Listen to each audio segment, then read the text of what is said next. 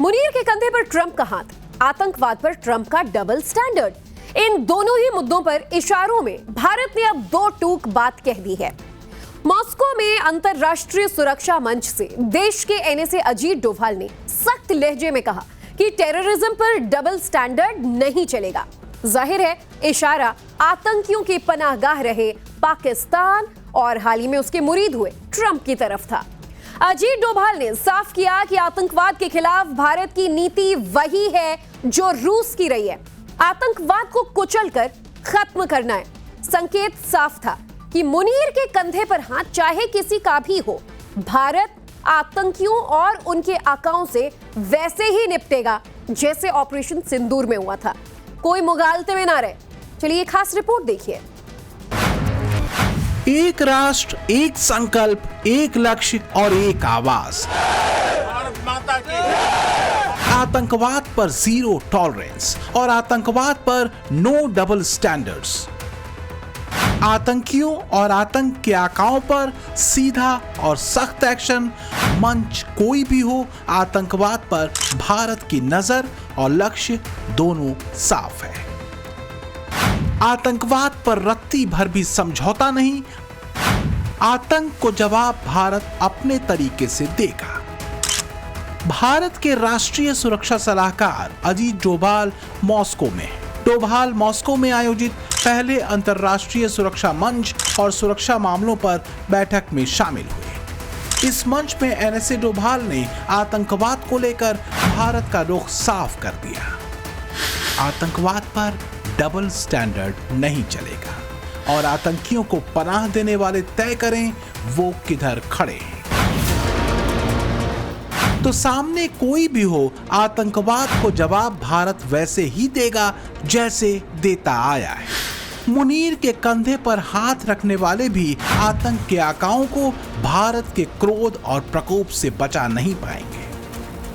Moscow के मंच से डोभाल का संदेश वही था जो 2014 के बाद से आतंकवाद पर पीएम मोदी का डॉक्ट्रिन रहा है, जिसे 2025 में पहलगाम आतंकी हमले के बाद मोदी ने अंडरलाइन किया था। आतंकवाद पर जीरो टॉलरेंस की जो लाइन पीएम मोदी ने दी हुई है, देश के राष्ट्रीय सुरक्षा सलाहकार ने उसी लाइन को एक बार फिर मॉस्को के मंच के माध्यम से दुनिया के सामने रखा। जाहिर है चेतावनी आतंकियों के आका मुल्ला मुनीर के लिए है और संदेश अमेरिका के लिए भी है कि चाहे कुछ भी हो, भारत आतंकवाद और उसके आका पर अपने तरीके से, अपने तय स्टैंडर्ड से वार करेगा। इसमें कोई गलतफहमी नहीं रहनी चाहिए। सच यही है कि आतंकवाद दुनिया में मानवता के लिए एक बड़ी चुनौती है। बड़े पैमाने पर इस्लामिक आतंकियों को कई देशों के खिलाफ प्रॉक्सी के तौर पर इस्तेमाल किया जाता है।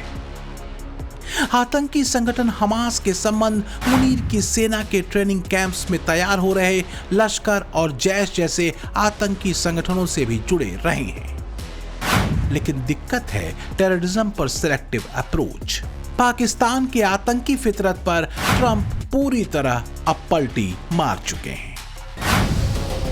ट्रंप भले 180 डिग्री घूम चुके हों, भले ट्रंप ने अमेरिकियों की सुरक्षा से समझौता कर लिया हो, लेकिन भारत और पीएम मोदी भारतीयों की सुरक्षा को लेकर प्रतिबद्ध हैं। मॉस्को में यही बात देश के राष्ट्रीय सुरक्षा सलाहकार ने दुनिया को समझा दी कि भारत आतंकवाद को लेकर अपनी जीरो टॉलरेंस की नीति पर कायम था, है और रहेगा। एक तरह से ये संकेत था कि चाहे मुनीर के पीठ जितनी भी ट्रंप थपथपा लें, आतंक के आका को कुचलने में भारत रत्ती भर भी परहेज नहीं करेगा अगर सीमा पार से आतंकवाद हिंदुस्तान तक पहुंचा, और इसकी तैयारी हो चुकी है।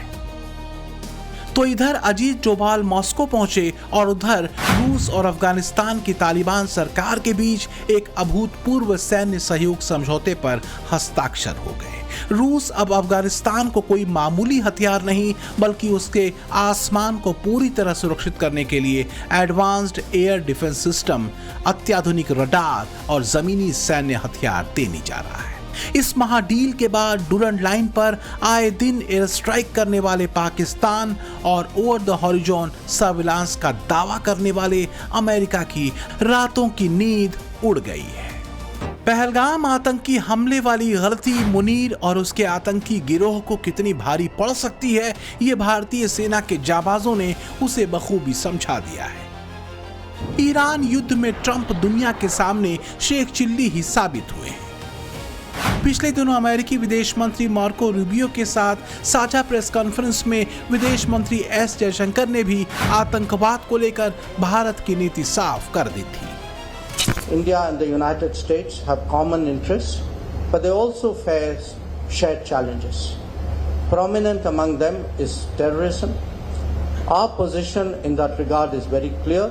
It is one of zero tolerance. Munir जानता है कि ये 2014 से पहले का भारत नहीं बल्कि मोदी का भारत है, जिसका वार खाली नहीं जाता। खुद पाकिस्तानी जर्नलिस्ट तक मुनीर की आतंकी पलटन और उसके आर्मी ठिकानों पर भारत की तरफ से किए गए सटीक वार का जिक्र कई प्लेटफॉर्म से कर चुके हैं। मुनीर की सेना और उसके ठिकानों की बर्बादी सिर्फ इसलिए हुई क्योंकि वो आतंकियों के जरिए भारतीयों को निशाना बनाने का दुस्साहस कर बैठे थे। ये भी याद रखने की बात है कि पाकिस्तानी सेना की ऐसी दुर्गति तब हुई थी जब उसके पीछे एर्दोगन के ड्रोन और जिनपिंग का रक्षा कवच और इंटेलिजेंस इनपुट था।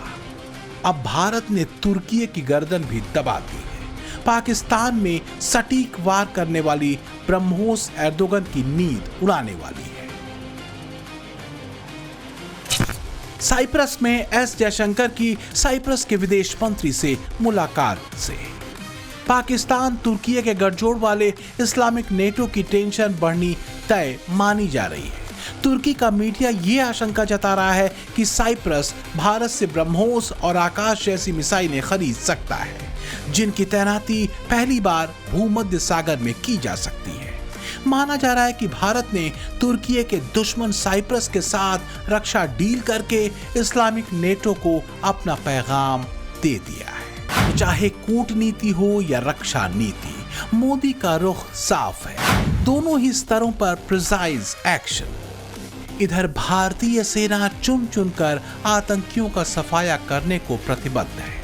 जैसे राजौरी सेक्टर के गंभीर मुगला इलाके में पिछले एक हफ्ते से चल रहा ये ऑपरेशन। मैं इस वक्त मौजूद हूँ गंभीर मुगला एरिया में और यहाँ पे पिछले 7 दिन से ऑपरेशन शेरूवाली यानी कि एंटी टेरर ऑपरेशन आतंक के खिलाफ जारी है। 23 मई को ये ऑपरेशन शुरू हुआ था और यहाँ पे आप देखिए कि किस तरीके से भारतीय सेना, जम्मू कश्मीर पुलिस बेहद ज़्यादा अलर्ट मोड पर है। आपको बता दें कि जो इस सामने वाले घने जंगल हैं, यहीं पर जो ये ऑपरेशन है वो चलाया जा रहा है आतंक के खिलाफ। माना जा रहा है कि 2 आतंकी इस इलाके में छुपे हुए हैं और उनके खात्मे के लिए, उनके धरपकड़ के लिए जो ये ऑपरेशन शेरूवाली है इसको लॉन्च किया गया था। जम्मू कश्मीर के राजौरी सेक्टर के गंभीर मुगला इलाके में लश्कर तैयबा के 2 टॉप आतंकी कमांडर भारतीय सेना ने घेर रखे हैं। जल्द ही इनको 72 हुरों तक भेजे जाने की खबर आ सकती है। सुरक्षा को लेकर सजग और आतंकवाद के खिलाफ मोदी डॉक्ट्रिन अपना काम कर रही है। साइप्रस से लेकर मॉस्को तक के मंच से संकेत दूर तक दिए जा रहे हैं कि भारत सुरक्षा और आतंकवाद दोनों पर अपनी स्पष्ट नीति के साथ अडिग है। आतंकी आतंकियों के आका और आतंकियों के आका के भी आका किसी भी मुगालते में न रहे। अगर भारत को कोई छेड़ेगा तो फिर भारत उसे छोड़ेगा नहीं। ब्यूरो रिपोर्ट, टाइम्स नाउ, नव भारत।